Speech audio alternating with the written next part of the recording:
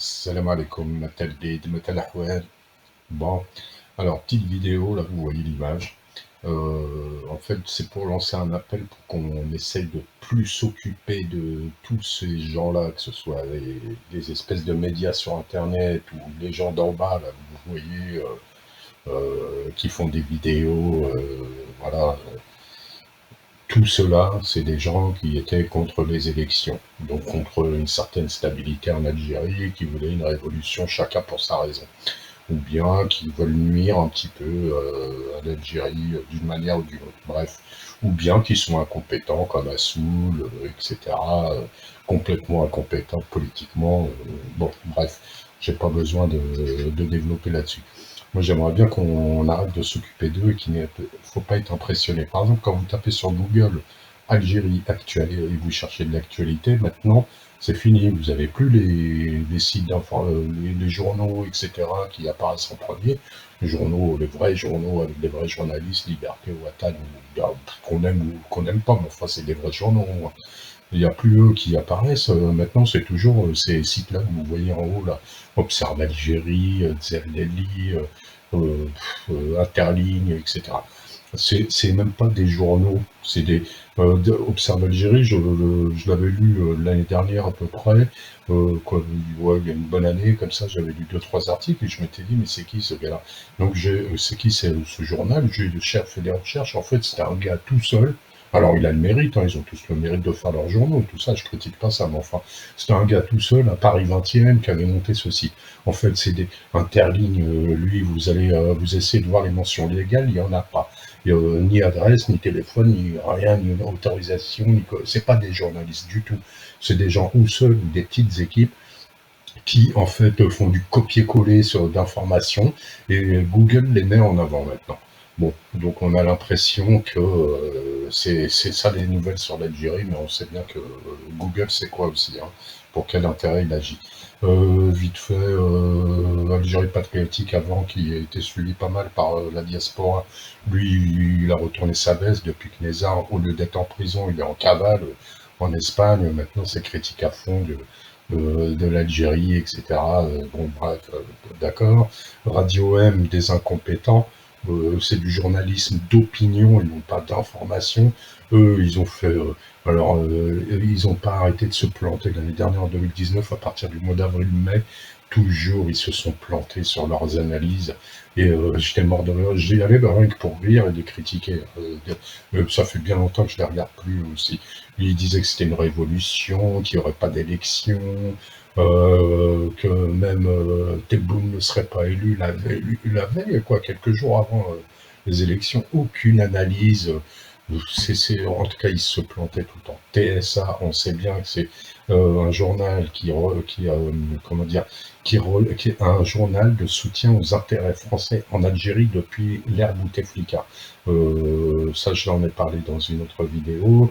Leur cousin, fils de Harki, Alexandre Toisy, Aïssa Alexandre Toisy, qui est le conseiller de Macron, qui était conseiller de Chirac, qui était conseiller enfin bref, depuis très longtemps, il est conseiller du gouvernement français pour les affaires algériennes notamment. C'est leur cousin. Et même Macron avait donné une interview exclusive à ce journal spécialement en 2017, exclusive. Il ne l'a pas donné à un journal algérien classique. Il l'a donné à ce journal électronique qui n'est pas un journal papier, ni rien. Bref. Bon, voilà, bon. Donc ne vous laissez pas impressionner par tout cela.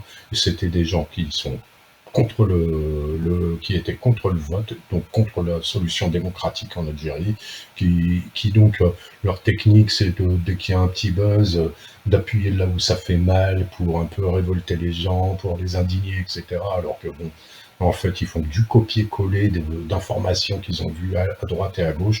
Ils produisent rien de vrai. Donc, finalement, ils sont assez insignifiants. Interligne qui s'est fait censurer un petit site, c'est comme si moi je monte un site, je dis plein de conneries, puis l'État me censure en Algérie, quoi. On m'empêche d'être lu d'Algérie, et ça a fait tout un pataquès partout dans la presse française, etc. Oui, le gouvernement algérien, bon, bref, interdit ce site, alors que ce site, ce n'est pas des journalistes. Allez voir leur site, ils n'ont aucune mention légale. ni RC, ni registre du commerce, ni rien, ils ont rien du tout. Bref.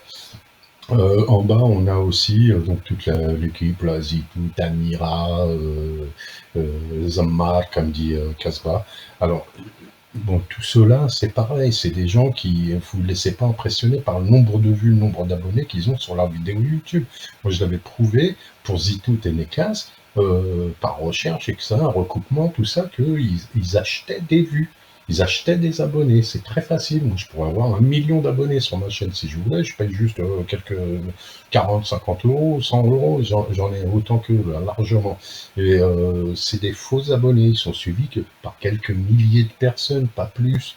Mais, et puis en Algérie en tout cas, vous voyez, donc ils sont insignifiants finalement. Donc moi je comprends qu'on perde du temps à leur répondre parce qu'il faut bien, comme 72 Casbah, Casbah 72, Malik, Hop DZ, Novembre 54, etc. Tous ces gens-là. Oui, il faut, mais franchement, essayez d'arrêter de perdre votre temps avec eux parce qu'on les oubliera non, sans problème, quoi, ces gens-là, parce qu'ils sont pas significatifs, ils sont pas intéressants et ils sont pas si suivis que ça. Voilà, moi, je voulais lancer un appel, c'est que qu'on devienne une force d'action et de proposition, en tout cas de proposition dans un premier temps, pour en fait donner l'envie à la diaspora de rentrer au pays travailler, et travailler avec des gens qui sont au pays, et mélanger ces deux énergies-là pour en faire quelque chose de positif, comme Jamel Belmadi l'a fait, en moins d'1 an, il a réussi à faire du bon boulot. Et ben, chacun peut le faire, ça, chacun peut le faire. Moi, je suis rentré en Algérie, et je monte une boîte pour faire de l'exportation, vous voyez, de produits algériens. Voilà, bon, et puis j'ai plein de petites idées que j'aimerais partager, et j'aimerais qu'on devienne une force de proposition, d'action, pour identifier certains secteurs, certains besoins qu'on a en Algérie dans la production. Je parle bien de la production, c'est pas faire de l'importation et vendre ensuite en Algérie, ça c'est hors de question. Je suis contre l'importation tout azimut. Je pense qu'on peut devenir autonome, voire exportateur. Voilà, donc ça c'est le but. Et moi j'aimerais bien motiver des gens à rentrer en Algérie pour y travailler, parce que de toute façon l'Europe, il va y avoir la crise totale. Je pense que l'avenir il est en Algérie, et ça, faut bien comment dire, faut bien en prendre conscience, quoi. Voilà, donc si ça intéresse certains, si mon message arrive à Casbah 72, à Artisan Malik, à la Novembre 54, à OpDZ, à tous ceux qui suivent un petit peu la chaîne, même si j'ai qu'une centaine d'abonnés, vous faites tourner ça et puis il y aura une suite à cette vidéo. Allez, maslama. صحة رمضانكم، صحة سحوركم، صحة صيامكم، صحة فطوركم، مع السلامة.